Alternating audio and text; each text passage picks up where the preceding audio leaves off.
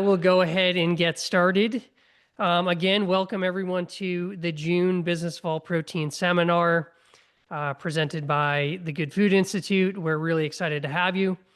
This is the second of a three-part series. So if you were with us last week, we did part one, which was titled How to Edit Your Story. The series as a whole is on how to effectively communicate your brand, with the one and only Brian Cooley, who I will introduce here in a minute.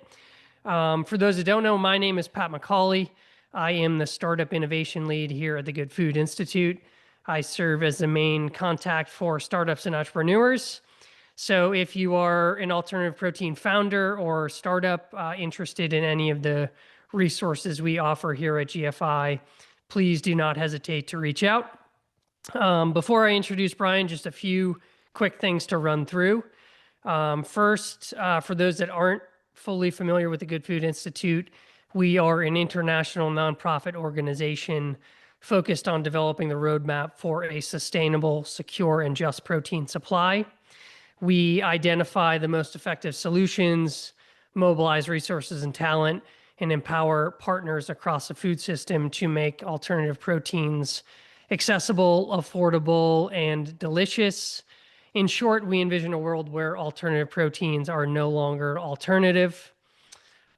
Second thing to note is you are all registered if you're here, most likely, so you'll get a email with the recording from this webinar. So we do record it. We also post it on our YouTube channel where you can find it, and you'll be able to find all three parts of this series there after next week. And lastly, Brian, who I'll introduce here again in a second, will present for 20-ish, 25 minutes. So we intentionally left the entire second half of this for Q&A. So if you have specific questions about your brand or personal brand or presentations you're working on or anything, we welcome any specific questions you have. We ask that you put it in the Q&A box as opposed to the chat, just so we can better sort them and get to them. So with that, it's my pleasure to again welcome back Brian Cooley. Brian has been a GFI mentor since we started the program. We're extremely lucky to have him, and now he is very graciously again this week bringing his lessons on effective presenting to the broader GFI audience here. For those that don't know Brian, or were not on the last one, Brian has over 30 years of experience as a senior technology editor, media host, and speaker who has trained many senior corporate executives, postdoc medical researchers, and GFI startups on the art of being heard, believed, and remembered. So welcome again, Brian, to part two here. I will hand it over to you. Thank you, Pat. You could teach this now. You got the whole thing down. That's right. Being heard, believed, and remembered. So thank you, everybody, for joining us, and thank you, Pat, for the introduction. Here we are, Chapter 2. I hope many of you were with us, or most of you were with us, for the first session a week ago. We're going to build on that, just as a quick recap.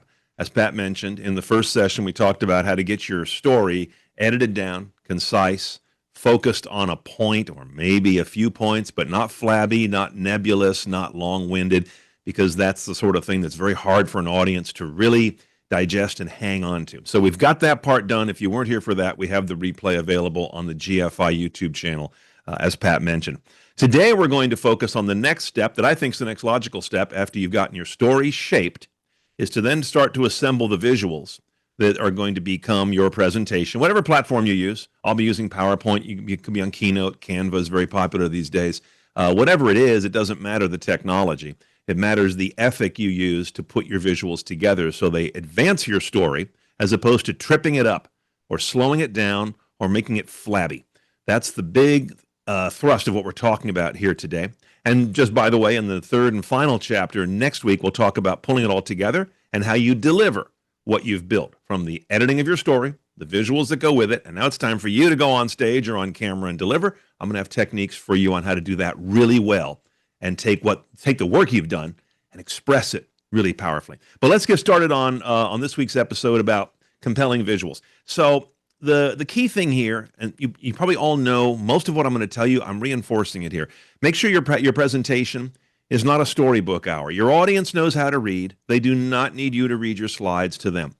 One of the first things we talked about last week was make sure you're not dumping a paper into a presentation and then reading it to your audience from the screen. This is PowerPoint deaf.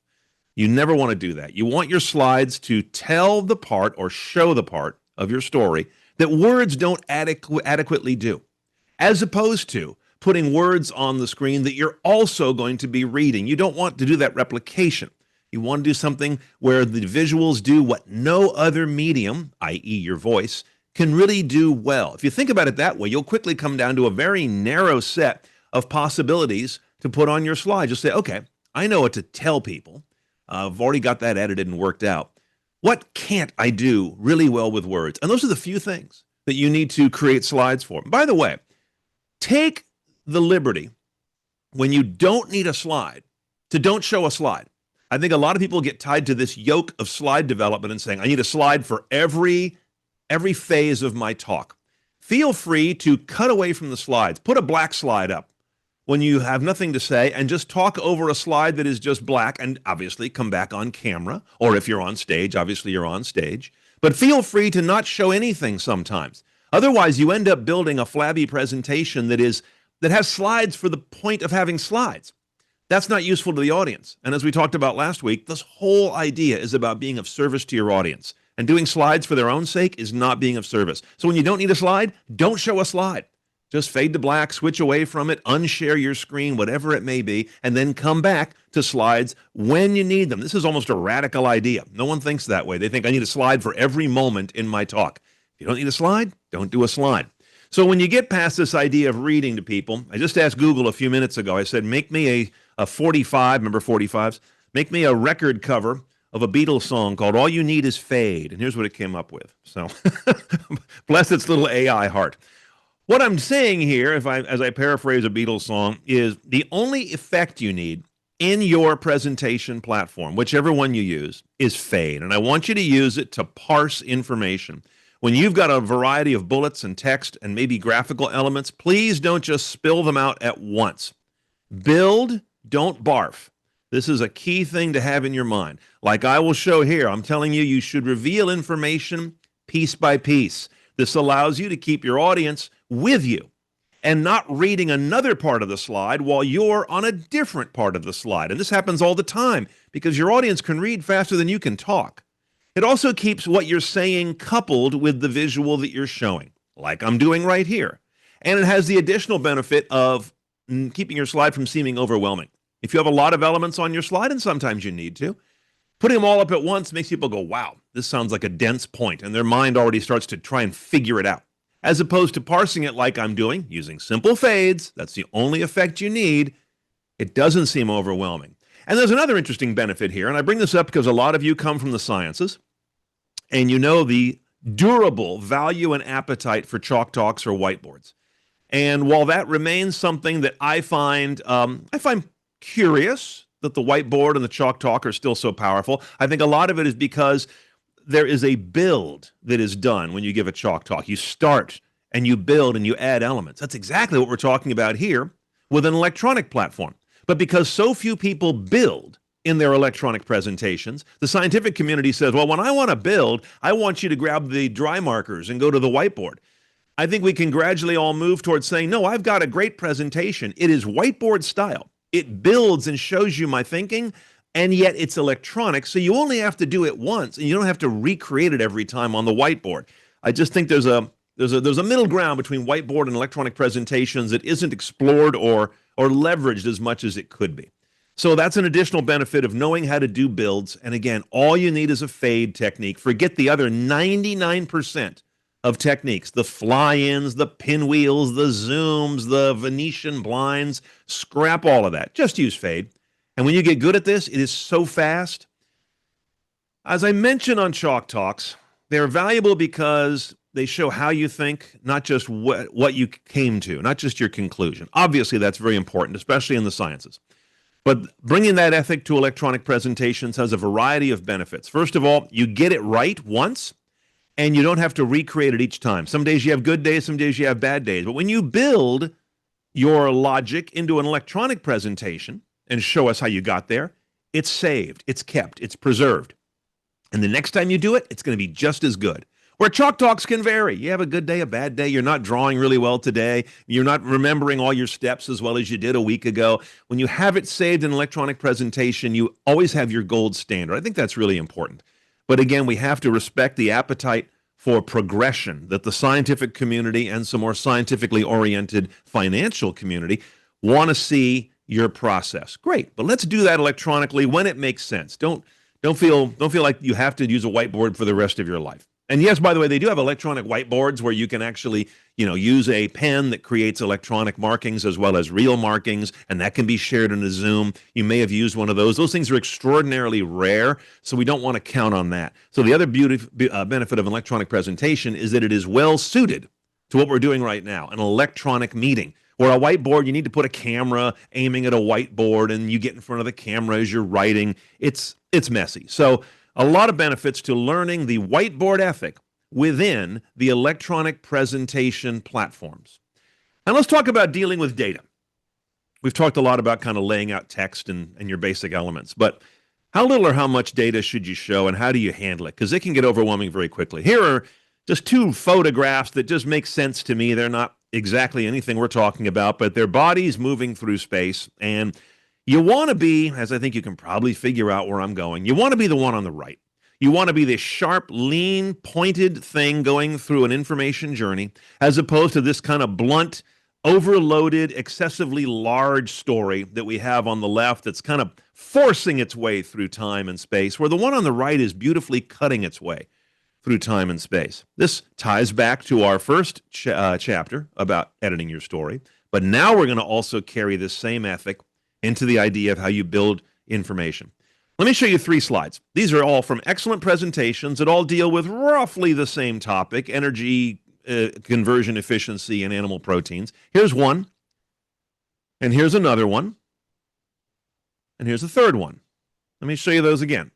And again, they're all showing a very similar point, if you will. And you can see that they have a very different and increasingly simple, as I click through them, level of detail.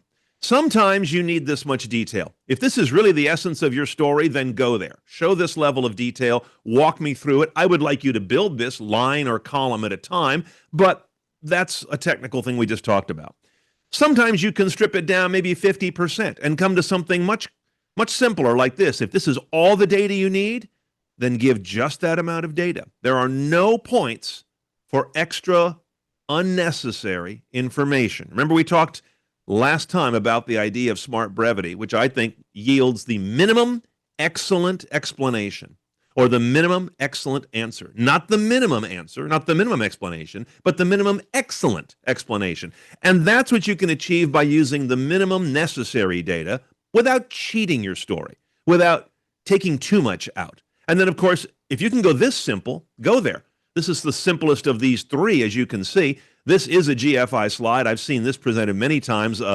Liz Specht, who was senior scientist at GFI for many years, she had this in her presentation. I can tell you, every time this slide came up, half the audience would pick up their phone and take a photo of it, or get their tablet out and start scribbling, oh, I need to record this. It's so clear, it's so pithy, and yet it's so fundamentally spot on that this sort of slide design and this very sparse but excellent level of detail cuts through an audience's attention and sticks. They can get a handle on it, I guess is the way to put it. They can very clearly remember what it shows, both thematically as well as in terms of specific data. They walk out of the room and they can quote that slide and tell you, you know what, I just saw a slide from such and such organization that pointed out that you go from this number of calories to this number of calories in animal food processes, and that's an efficiency of this miserable low percent. They can quote the numbers to you coming out of a presentation. That's part of being remembered. That's a key part of our master goal here of why we're trying to get really sharp on presentations, is to make sure that we are, yes, noticed and believed, but remembered. And sometimes your really powerful, simplest slides are the ones that people talk about and have stuck in their brain after they leave the room or after they check out of that Zoom.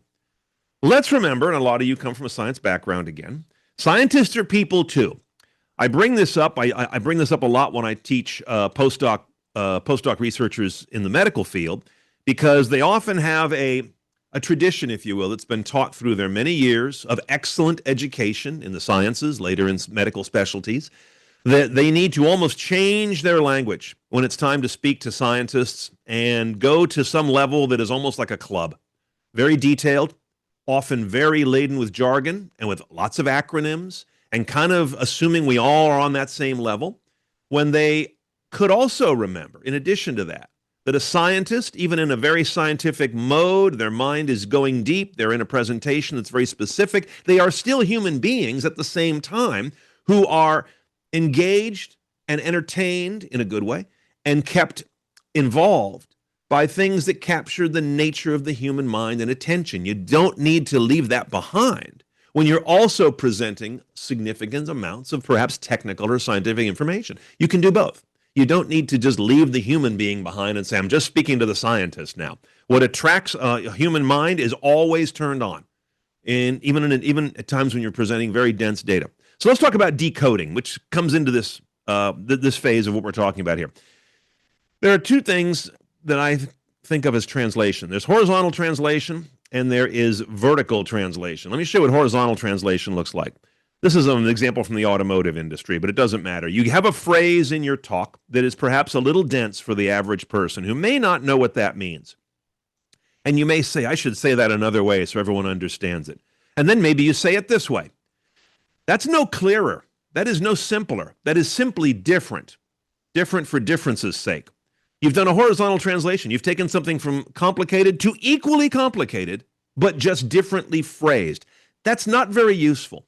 I recommend you're always thinking about being of service to your audience by doing vertical translation. When you find that you say something with a degree of technical specificity that you think might need to be broken down to include the whole audience, then you maybe say it again, or maybe you only say it one time, in a way that brings it down to earth. That's what I mean by vertical translation. You bring things down to earth as opposed to staying high and moving horizontally. So you can see here in the second example on the right, one version is then resaid in another way that anybody can understand, and which is of in no way an insult to those who are technically savvy. You've brought everyone along without leaving anyone behind. Why this matters is something I think we foreshadowed last meeting, and that is if your talk or your presentation to whoever it is has any jargon or any concepts or any acronyms that are not understood, an audience will frequently not ask. You will seldom get interrupted, especially the larger the room, to say, hello, what does that mean?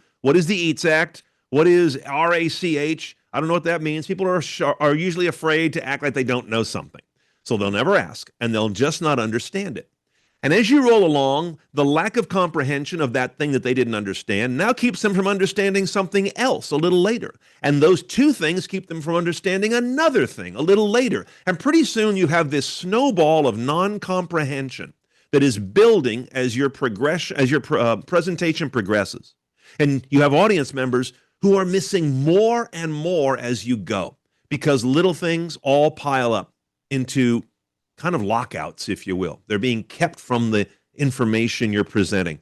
So don't let that happen. Please decode, and this is where you have to develop just a good set of antenna where you know the room you're speaking to, you know what should be decoded versus what everyone in the room definitely understands. And you just have to know that as a presenter. This is just part of experience, but you all know your field really well. I guess the last thing I want to talk about here that we touched on briefly last week, and I want to do a little more detail here. Regardless of how you lay out your slide, there are some really good elements you can use that serve you and the audience. I talked about a pithy headline at the top that maybe grabs attention and is not long. If your headline breaks or wraps and has a second line, I think that's just death. All headlines should be one line and maybe half of the width of the slide. I just really believe in that. That's a headline. If it's longer than that, it's not a headline. It's turning into a sentence. It's turning into a subhead. You have a simple body in the middle, the minimum visuals, the minimum text. We talked about that already in this discussion today. Only the essentials and only the things that show what you can't say really adequately. Then your subhead down at the bottom is more of a service item. It may lay out in more plain text the gist of what you're saying right now. Doesn't need to be clever, doesn't need to be pithy. This is something that's very serviceable. And then a few bullets under it that support the point that you're making. And as I mentioned last time, this becomes of great service to your audience because they can look at this and say, I get it. No matter how they think, they can understand you, whether it's what you're saying or what you're showing, it's all there. And it also serves as a hiding in plain sight teleprompter for you. If you get a little stuck and you're talking, it's like, good grief, I forgot. Where am I going after this? I say this, and then what was that other point? It's right there on the slide. But you're saying it in your words because there's not enough text in this slide, as you can see, this model that I'm showing you, for this to be a large blob of text. You would never read what's on here. You would never put that much text in here. But you would have enough in here to remind you what's next and to keep your train of thought going in case you get a little bit off. Or if you just need that prompt. Most people will say, I need prompts as I go, which is great. And those are the prompts for you right there. So feel free to use a derivation of this that you think really works. And by the way, another thing I will do, and it's in the invisible part of a slide, if you're using PowerPoint or Keynote, is to put my supporting links down in the notes. Because some people will say, where did you get that? Or can you share that with me? And rather than digging around in your emails or your bookmarks to find it, you know that all your supporting links to the things you're saying, where you may have found information and such, is in your notes for each slide. This is housekeeping. This is not presentation, but it's really great to have that handy. So in case you're engaging with someone after a talk, you say, oh, I've got that. I'll send that right to you. And you know exactly where it is, or you can pull it right up at that exact moment. So I want to stop now. And as I promised, we have ample time now to kick around ideas or questions about scenarios you've run into. And I think at this point, we can talk about visuals like we've been doing now. We can also be recursive. And if you've got further questions about editing your story, we can also take that on because they're so tightly connected.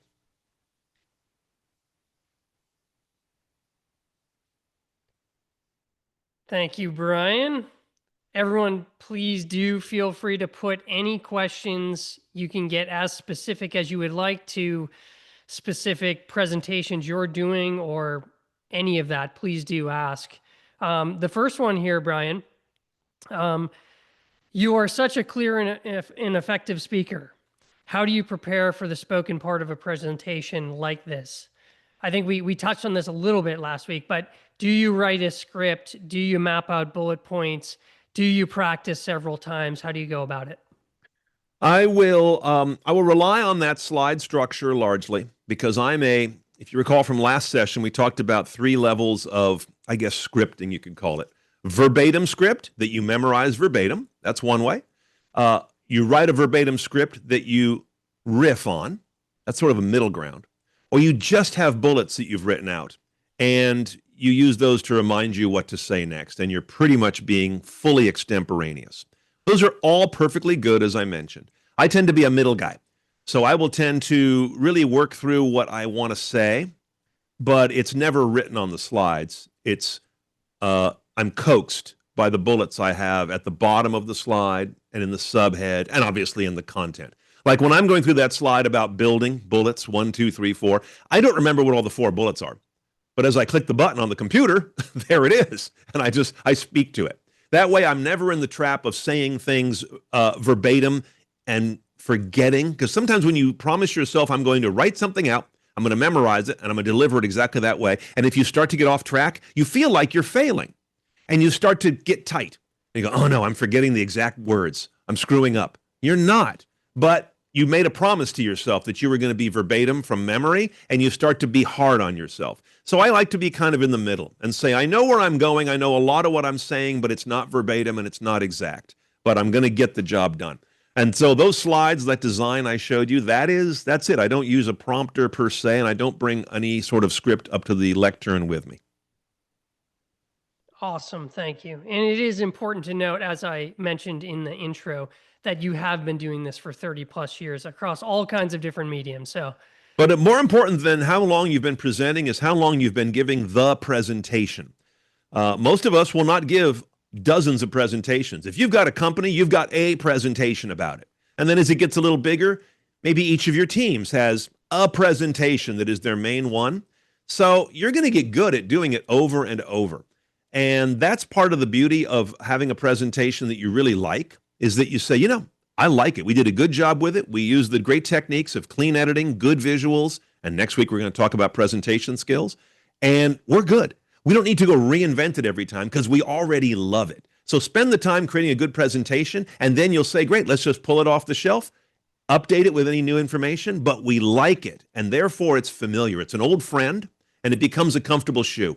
And that's a huge part of a good presentation, as opposed to feeling like, yeah, we did a presentation last time. I didn't love it. Let's try another approach. And then it's always new, and it's always unfamiliar. So try to get into a familiar presentation that is, it's just going to look good as you put a little wear on it. You know, it's kind of like a nice jacket. That's awesome. Next question here. Are there any common mistakes you see when it comes to visualizing the story, specifically in the all protein space? Yes, I do think that we see a couple things I noticed that I would do differently. Of course, I'm not a founder, so it's easy for me to say. But I think sometimes there is a love of extraneous information about the process that is not essential to the audience, because so much of what alt protein companies are doing is new. And it is hard to have come up with something new process, new science, new vision, and not share it. You want to tell the story of how you and your team went through the process of getting to your results. That needs to be, I think, given in a very light dose. Because, to be honest, that violates what we talked about last time, which is moving from the what to the so what. Don't give me too much of that inside process unless you really think it's the core to the story you're telling me. Otherwise, just get me to the part where I can say, okay, so what? I know you guys worked hard. I know you got a vision. I know you've created some new science. That's great. But so what? Tell me why I care. Move on to that. I see a little bit too much time spent on our journey. Okay, so that's one. And then the other one is the one that I showed in the 3 data slides, which are slides that have too much data, because that comes naturally to technical people. And they look at a slide filled with data and boom, they ingest it instantly. A, because it's probably their work and their slide, and B, because it's their field. But you have to always remember you're of service to your audience. View your presentation from their seat, and I promise you'll see it differently once you get in that habit and say, oh, yeah, a lot of data, a lot of jargon. Let's strip this down. Those are the 2 main things I see. Thank you very much. Next one here. To what extent are animations acceptable? I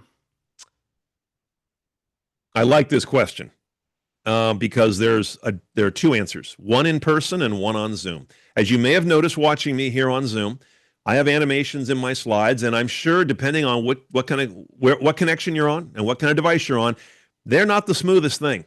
They're kind of jittering and dancing across the screen. Even when I go from my laptop, which is currently on a black slide, but if I go from my laptop and I go back to me, it's a beautiful, smooth transition, but you're not seeing it beautifully smooth. You're seeing it kind of herky-jerky, right? So it's important to use those very simple fades I talked about, because fades tend to translate well over Zoom or Teams. Whereas a lot of the more elaborate animations, they break even worse.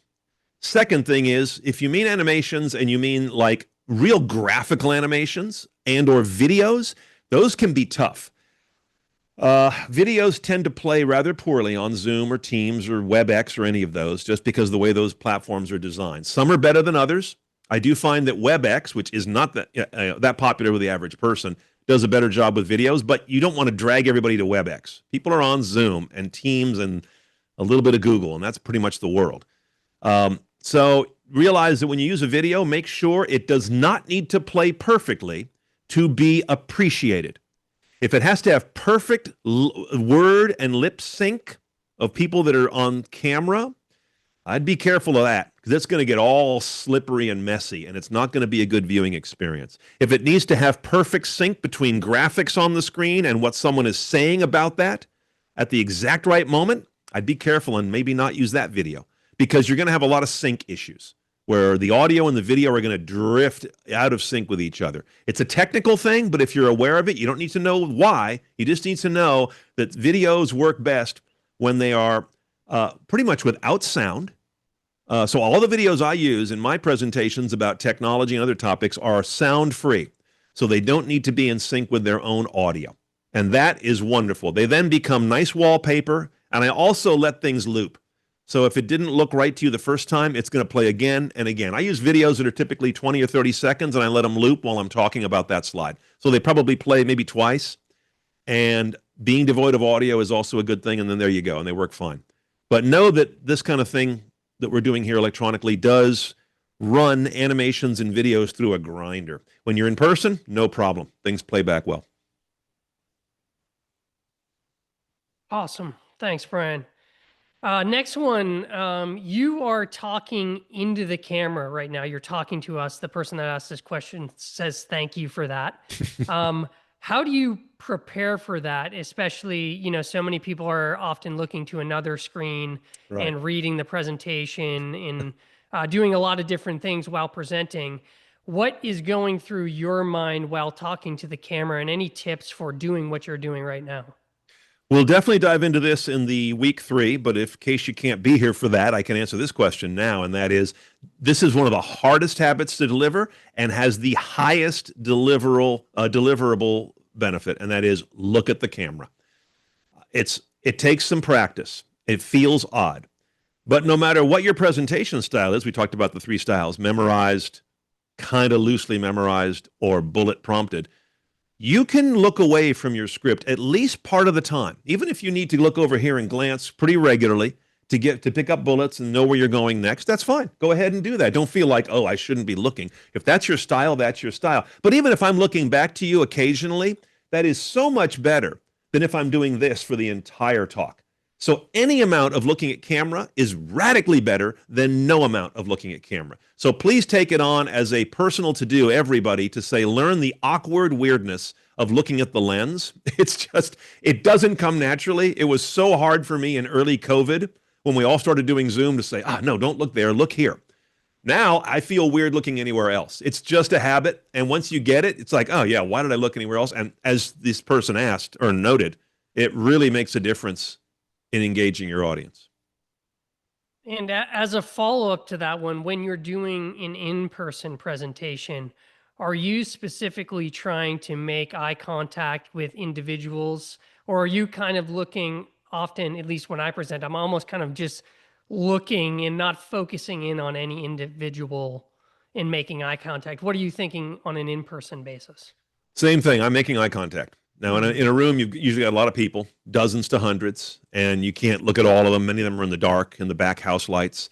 But if you can find a few faces and you're just bouncing around between them from time to time, it tells everyone else that you're making eye contact, even if you're not making it with them, but they know that you're making eye contact. That's a big step up from making no eye contact. If the producer tells you look at the camera because they're recording it, and they have a big camera on a tripod in the back of the room, which they often do. That's your classic TED setup. But notice in a TED Talk, they don't direct their speakers to speak to the camera, which is very wise. They say, speak to the room, make eye contact, ignore the camera. And that's a great look. So try to push back if someone says, well, we're doing this for Zoom and for recording. You got to serve your in-room audience first in that case, even when it's a hybrid, and look at people and just make brief contact from time to time as you scan the room. It becomes a rhythm that is unique to each speaker, but I would do that versus staring at your slides the whole time. That looks a little awkward, especially since they tend to be behind you and you end up with your back to the audience a lot, or staring at a point on the back wall. People know you're not looking at anyone then. So try to make eye contact to someone, and everyone feels like you're making eye contact then. Awesome. Where can we find good visuals? What's your go-to place to find good visuals where you're not, worrying about copyright issues and things like that? Well, AI is getting better and better, regardless of your opinion of AI broadly. AI image generators are a great tool, and they're starting to get really good. Now, that graphic I had in here, that faux Beatles thing is pretty hokey, and I'll grant you that. I'm not looking at that saying, oh, that's a beautiful graphic. No, it was just for yucks. I hope you all took it that way. But I'll tell you what's interesting. As I was prompting that AI, there was a Google platform I was using to make that graphic. I was saying, now add the Beatles, and it won't add the Beatles. It knows better in terms of copyright. You can't drop in a couple of headshots of Lennon and McCartney, so it simply would not go there. And it made that silhouette of 4 kind of mop top haircut dudes on the bottom. So you're often pretty safe with using an AI, although poke around, there are some that do a better job than others. Some do a stunningly good job. Some of the platforms I'm using do photos that are so good, I have to actually lean in and look at the monitor really close and say, how can this be AI? So really use those tools. They are the future. We can't stop that. And they're one of the less controversial aspects of AI. Less, not non-controversial. Secondly, you can use, Wiki Commons is a great place to get visuals that people have offered up for general use. It's a branch of Wikipedia, and I think a lot of people know about that. If you're in the sciences, you probably already know about BioRender, which is a platform that either your firm or your educational institute may license. And BioRender does beautiful biology imagery and renders it as a drawing or animation. Just amazing stuff. I mean, some of the postdocs I work with turned me on to it, and I said, "Wow, this is of excellent quality." And it just cranks these things out very quickly and in a style that is very common, so we all look like we're speaking a similar language, which I think is actually a good thing.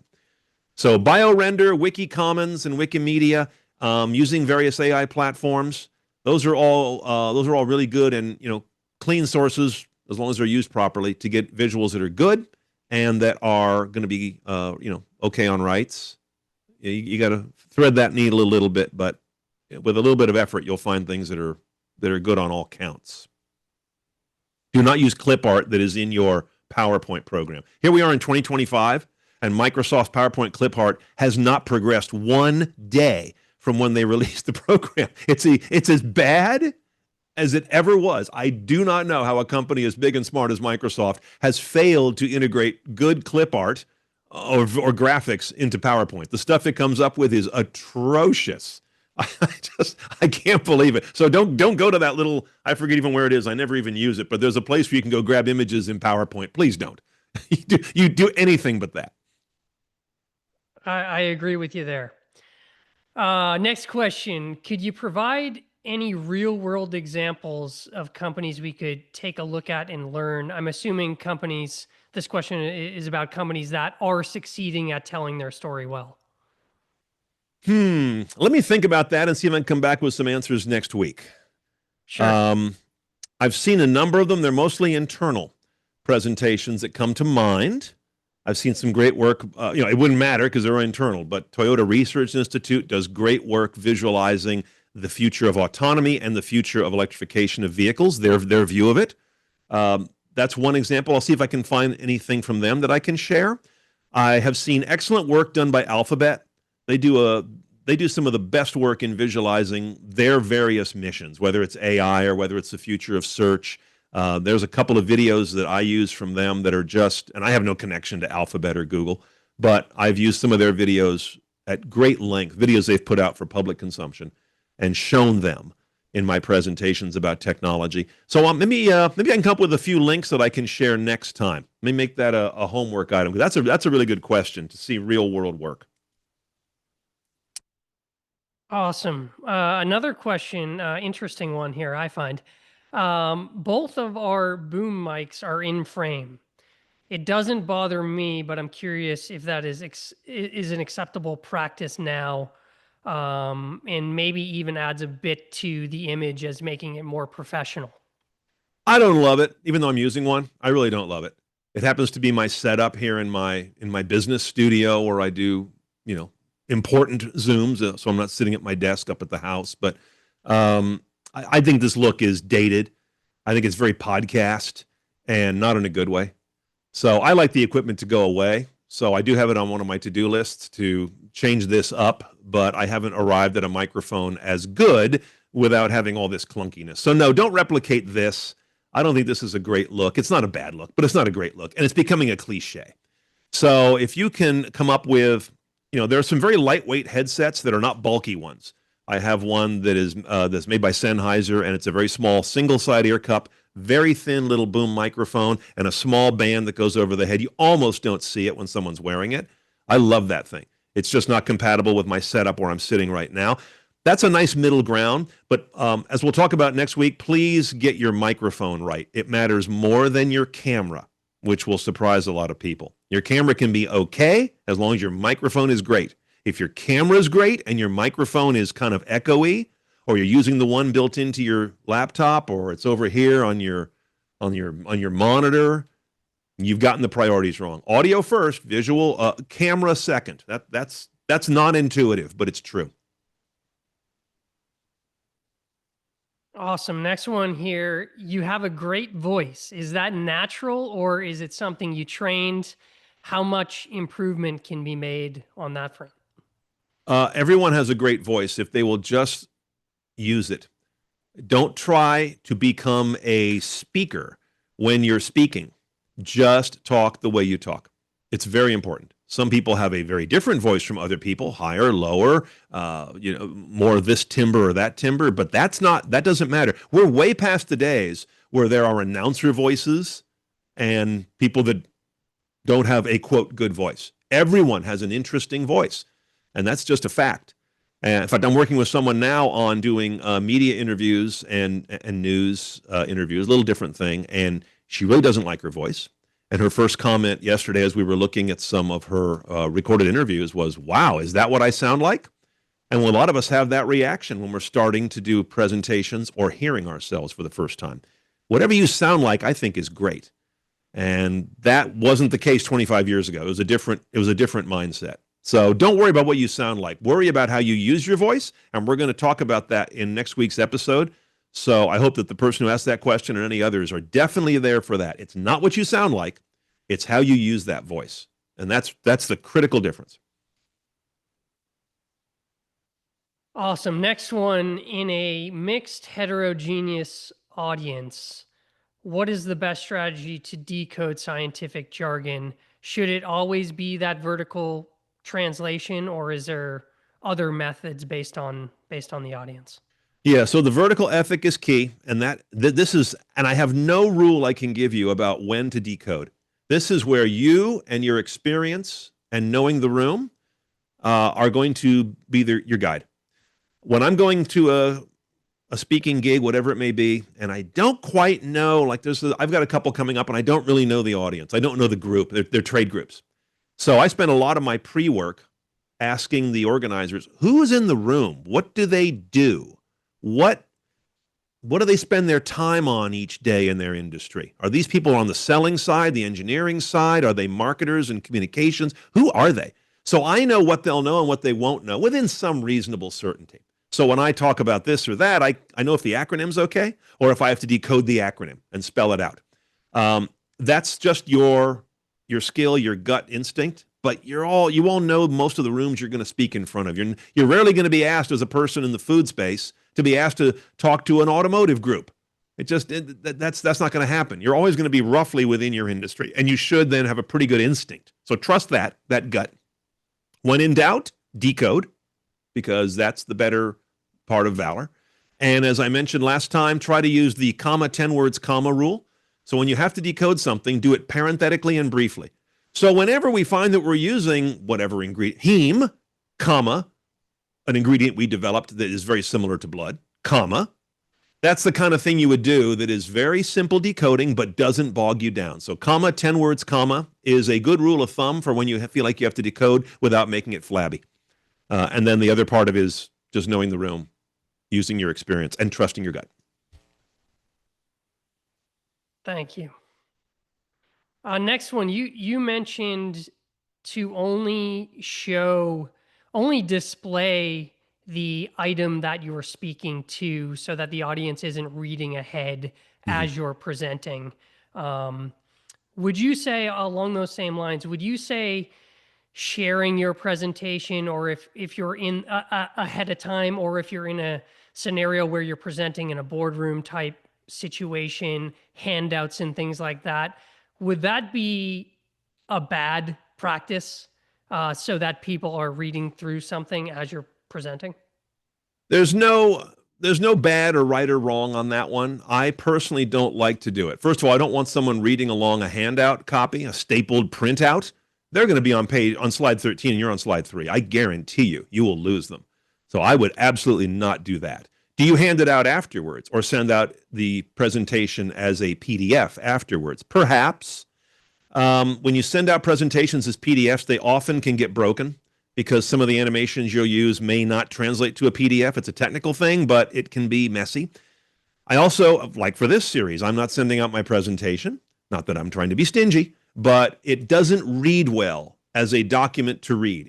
I didn't make it for that. As we talked about last lesson, use the medium. We're doing a conversation that begins with a presentation. There's no white paper, there's no essay, and there's no cheat sheet. I don't create those for that. If I was going to write an essay on how to do these techniques, I would do that. And GFI would send it out as a PDF to everyone, and we would never need to have these meetings. That's using each medium the right way. But PowerPoint is not a medium to be sent around, I don't think. I think it's weak at that. So the other ethic here is, do you have a summary handout that you create, a 2-page, maybe even a 1-sheet, that summarizes your talk as a service to your audience? Because I'm big on serving your audience. That is a very valid possible you can think about. Say, hey, everyone, I'm doing my talk. Feel free to take notes. Feel free to take photos of my slides. Feel free to screenshot. Obviously, people don't need that permission, but it's nice to give it to them. And then say, by the way, at the end, I've got a handout that I'll send around that'll summarize all this. You can decide to do that, but only give it out at the end.